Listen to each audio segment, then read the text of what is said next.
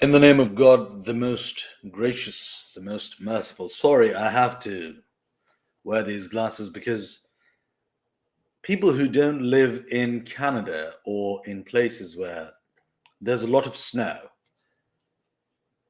we think, because I used to be one of those people, we think that sunglasses are only worn in the summer because they protect you from the sunlight and the glare.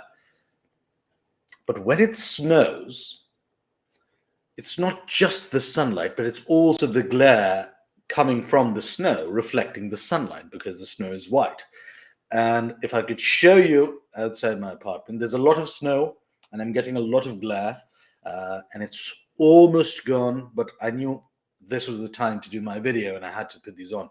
So I will take them off eventually. But yeah, that's why I'm wearing the daredevil glasses, so to speak. And these are my favorite ones because red is my favorite color. Today, I'll be talking about another lesson from my mother. We are on lesson 29 and we have around 50 odd more to go, 50, 55 more to go. Grinding one by one, step by step. I'm going to get all of it done, transcribe it hopefully very soon. Hard work is greater than intelligence. This is something that Mama has said since God knows when. Oh, what happened to my. Yeah, no, that sounds fine. Yeah, this is something that she has said for the longest of times because thankfully, or not, I am somewhat intelligent. Let me give some examples. You know those whiz kids in class who tend to grasp things quickly and everything that they're trying to do them sufficiently easily and they don't struggle. Then other students struggle. Some other students struggle. Some other students are right in the middle. I, thankfully, all grace of God, I used to be one of the former ones who used to always be in the top 5 of the class, the top 1% of the class. 1%, yeah, not 1%, top 5% of the class, always achieving those scores. I would finish my homework in a few hours, even though it was substantial. I just, oh yeah, I know how to do this, and be impatient with it. And then that impatience led to laziness. So I was impatient and then I was lazy. I can do it tomorrow. I can do it later. That even creeps into some things I do today. And I have to remind myself to discipline myself and to build structures to follow because that thing is there. And I've noticed it in other people who rank high on IQ and on multiple IQs and can grasp problems quickly and solve them quickly and don't really struggle as much as other people do in life. And then they can just find a way and go through. And mum used to say that the best one is somebody who's intelligent and works hard. But if you could pick between one, always pick the hardworking type, or a skill or a personality trait to have is one that allows you to work hard consistently. Because while the natural intelligence would take you here, the hard work would start somebody from here and it would keep building and keep building. And unless the intelligent person is willing to put in the effort, which many times they're not, they just stay here and the hard worker would slowly climb, climb, climb. It could be with anything. It's not just study related. It's not just work related. It could be applied to diet. It could be applied to religion. It could be applied to how you see yourself. Whether you rationalize and try to convince yourself that certain behavior that you do is correct, intelligently finding solutions to guilt or self-doubt or self-pity, or working hard and setting standards for yourself and improving. So, yes, now the sun is out of my way. So So she'd give us examples of people um, who would either be intelligent or hardworking. And she'd say, look, that person grasped the concept quickly, but where are they now?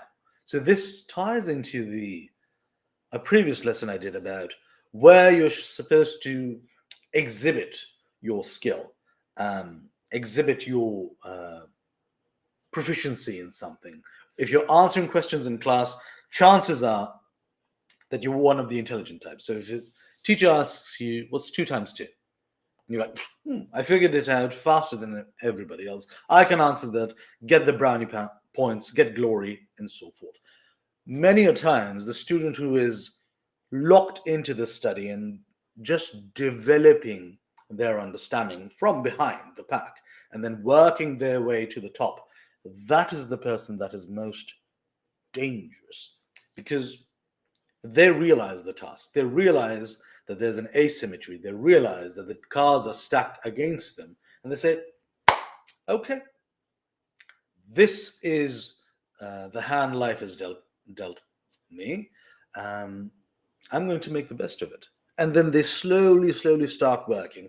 I would say this is one of the central concepts um, to all the lessons my mother has taught us, because it ties into how she taught us how to study one book, one time, full focused rather than scattering focus. So when you're intelligent, you might want to try and do that. Oh, I can pick information quickly, which we can. I can see patterns, I can build connections, but can you do it sustainably? Can you do it over a long period of time? Or is your attention only there for 10 minutes? So the hard worker is supposed to, the biggest challenge they're supposed to overcome is self control. And while somebody like me who's intelligent from a young age would find loopholes and shortcuts to it, the hard worker would say, okay, I need to focus better. I need to shut off distractions. How do I do that? Maybe I can go to a corner of the house. Maybe I can work late at night. Maybe I can do this. Maybe I can do that. A hard worker would say, I don't understand this problem. Okay, I will spend God knows how much time in understanding this problem and solve it, rather than saying, oh, I can find another solution to it.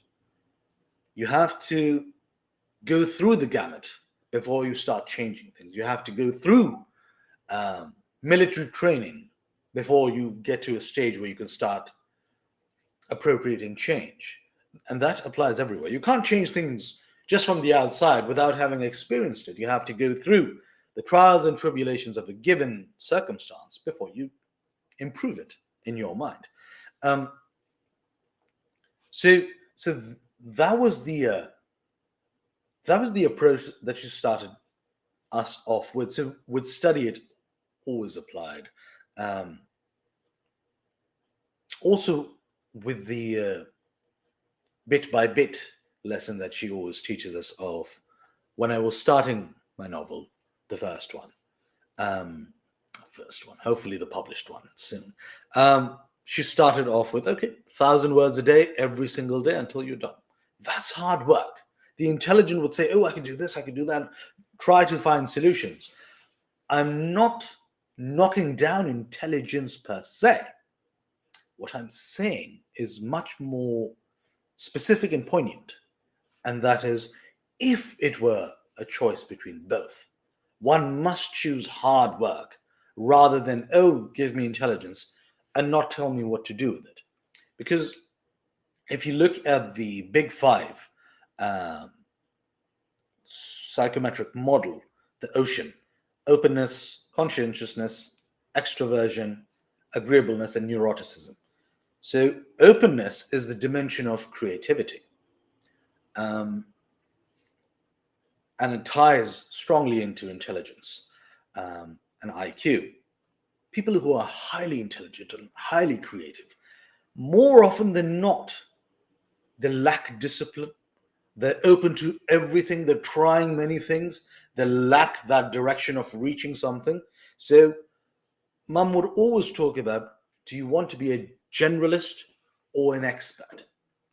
And Now we are seeing some generalists emerge, but even in them, we're seeing expertise develop. So I would say somebody like Jordan Peterson is somewhat a generalist because he talks about intersexual dynamics, he talks about politics, he talks about religion, talks about psychology, he talks a bit about climate change, he talks about transgenderism, he talks about multiple topics. But he's an expert only in psychology, nothing more. When you reach that expertise, then you start seeing, oh, everything is certainly connected. And then I can leverage my expertise onto all these other fields and give that perspective. But as a generalist, you haven't developed that expertise in anything. So your understanding is shallow. Your understanding as a generalist is shallow, and nobody can convince me otherwise on this. A generalist, by definition, is shallow, whereas an expert, by definition, is depth. And if you have to understand something completely, you have to go uh, in depth. So my mum would always say, would you want to be a jack of all trades or a master of one? And when I was younger, I'd say, oh, I want to do this, all these ideas, because the brain is seeing all possibilities. I could do this, I could do this, I could do all of that. But when you start doing that one thing, you start realizing, good Lord, this is exhausting. I I want to be a best-selling novelist. This is a clear confession. And I have two or three other goals in life. When I was 20, I had 50 goals. When I was 16, I had maybe 100 goals. And with time, they've narrowed down because I've started realizing with each goal, you need a certain level of expertise and you need to deliver at that level for it to actually matter, um, emotionally, financially, spiritually, um, and in the context. And existentially, it has to matter because you define your life according to those um, avenues in which you create in. So it kept coming back to me, and I'd go and speak to her. I said, Mom, I think even though I think I could be proficient in fashion design, I think I'm going to cut that out. And she said, why? I said, because it's distracting me from the main thing. And then I would prioritize things that I want, and then I'd go for them with all the hard work. The intelligence just became a side note in that. It became an addendum. The hard work built the whole structure, and the intelligence was just the cherry on top, the icing on the cake. The actual cake requires a lot of hard work in building it from the ground up. And it started impacting me more and more when I was in university, because when we go to university, there are 500 student societies who are all happy to have you join. Oh, join the boxing club. Oh, join this. Oh, join that. They're always trying to pull at you. And you want to join all of them because it makes you feel accepted. You find belonging. You can pursue an interest. But the actual work of a student is in the classroom, is in delivering their assignments and their homework and their presentations and so forth. That is why you're at university. You're not at university to just participate in clubs. If you weren't a student at university, you wouldn't be able to participate in those clubs, most of them. So the first foundation is going to university. So you have to do that thing first. Control tendency for scattering effort because you're focusing them when you're working hard at one thing for a longer period of time. And this is trait conscientiousness, which is the Big Five model I mentioned earlier. I forget whose theory it was, but it's one of the most it's the most reliable models of in psychometric tests. So conscientious intelligence is considered to be the skill when it comes to success in any endeavor, because how industrious you are, how organized you are, and how diligent you are, how hard you can focus on that one thing for a longer period of time, determines how successful you'll be. Yes, sometimes people have eureka moments, but I would argue that every time in history we've seen a eureka moment happen, it has happened to somebody who was somewhat associated in that field where it happened. A mechanical engineer would rarely have a eureka moment about social science, and a lawyer wouldn't have a eureka moment about um, quantum mechanics, for example. There may be exceptions. You can come and bring me exceptions, and I'd say, oh, interesting. Maybe their father was related to that field, and more often than not, you'll find that connection. But you're in one field and you're pushing really, really, really hard, and you end up coming to some sort of great success. That's why they say, oh, what's the term? Um, an overnight success um, is years in the making, or something along those lines. My favorite comedian in South Asia is Kapil Sharma. Love that man. Love him to bits. His show started around 10 years ago or so. And people say, oh, you just exploded onto the stage and you're this and that, and you came out of nowhere. And he said, yes, that's true, but I've been struggling for 16 years into becoming a comic, a stand-up comic. I've been working at it for 16 years, and now I've come on stage. So when you realize how the journey that successful people have had, it is marred with a collection of failure after failure after failure, and the hard work and grit allow you to overcome that. The intelligent mind at that point, depending on how committed you are to the thing, would say, do you know what? I can take, after a couple of failures, they'd say, you know what? I can take my brain elsewhere. I can solve multiple problems. I don't have to be a physicist. I don't have to be this. And intelligence is typically tied to um, higher creativity and higher curiosity. So they're always open to other things and say, oh, I can't make it as a doctor. Cool. I'll go do something else. But all that time that was spent in trying to be a doctor, if only you had pushed a bit harder, you might have achieved the goal you wanted to achieve. A lot of people today, because it's a gig economy, argue for multiple professions, mixing things, but excellence, expertise, um, mastery over a craft is something that people are forgetting today. I still hold it very near and dear. So I'll give another example of myself. I started running a few months ago, and if it weren't for the heavy snow, I'd be running almost every day. In that time, I had the opportunity of starting another physical activity, which is climbing and bouldering. Um, and then some other friends said, hey, why don't you come play squash with us, or racquetball, as they say in North America. Then other friends said, oh, we play tennis on occasion. Why don't you join us for tennis? All of those things are some things I'm interested in. Some friends also like hiking. They've invited me for hiking. I'm interested in all these things. But my goal is to be able to run to the best of my capacity, to be a grade A runner of long distance, because I want to complete a marathon, multiple marathons. So I shut off all these other avenues. For this whole year, I'm not going to do any other physical activity apart from running. I'm going to build my skills up so I can do a quarter marathon, half marathon, and then a full marathon. And that's focused, dedicated hard work, which is aiming to achieve one goal.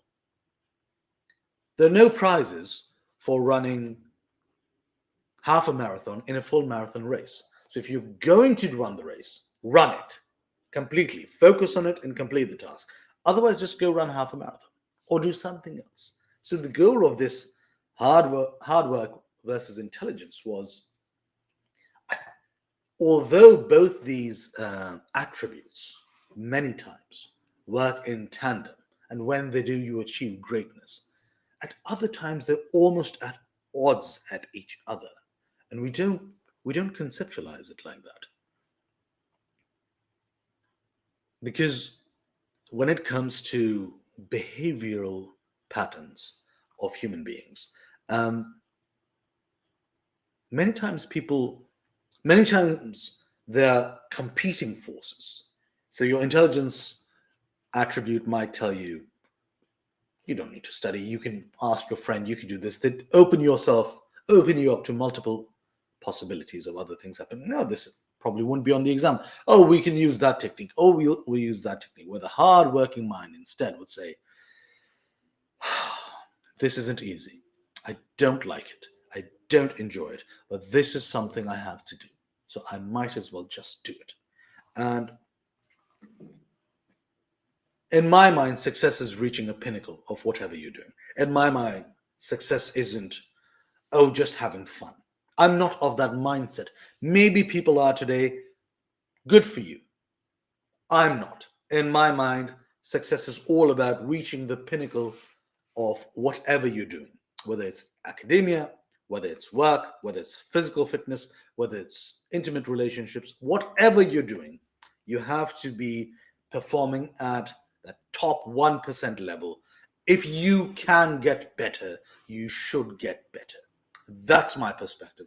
I will always have this perspective. I've always had this perspective. So if somebody tries to convince me otherwise, it's not going to work. So you maintain your point of view, that's perfectly fine.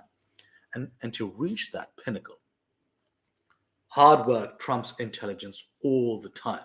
Intelligence almost acts as a deterrent or a distraction in that circumstance. So I think Mum explained it to us very simply. But I think the more I unpack it, the more I realize how appropriate and how applicable it is, not just to myself, but to everybody I speak to. Yeah, yeah. So you pick something. It's the whole 10,000 hour thing, isn't it? About expertise. I forget who said that. I think it was Malcolm Gladwell, was it? Probably Malcolm Gladwell, the 10,000 hour rule. Now, many people have tried to debunk it, decry it, but the logic still holds true. The logic holds true.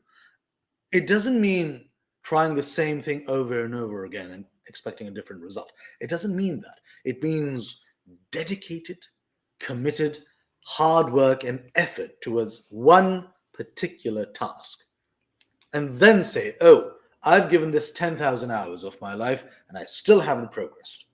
I haven't lost any weight after running for 10 months non-stop, every day, an hour a day, running at a good pace. I haven't lost any weight. And then you can judge eating habits, genetics, and so forth, and then say, okay, well, you've proven us all wrong. Guess what? That never happens. There's always a lot of underlying factors which the other person isn't sharing. So no, I have always believed after my mother's lesson that hard work is more important than intelligence. And that's a quality I still try to develop in myself even today, because the brain tries to find shortcuts, and then you have to remind the brain, this is what it takes to get here. You have to do this. And put in all the work. So that would be the lesson for today. Sorry, I went on a few tangents because although from my mum's point of view, mama, it's a very simple lesson, but when I imbibed it and when I analyzed it and broke it down, I realized how layered and it is in different dimensions and in different scales. So I wanted to discuss all of that today. Thank you so much for joining me. Have a wonderful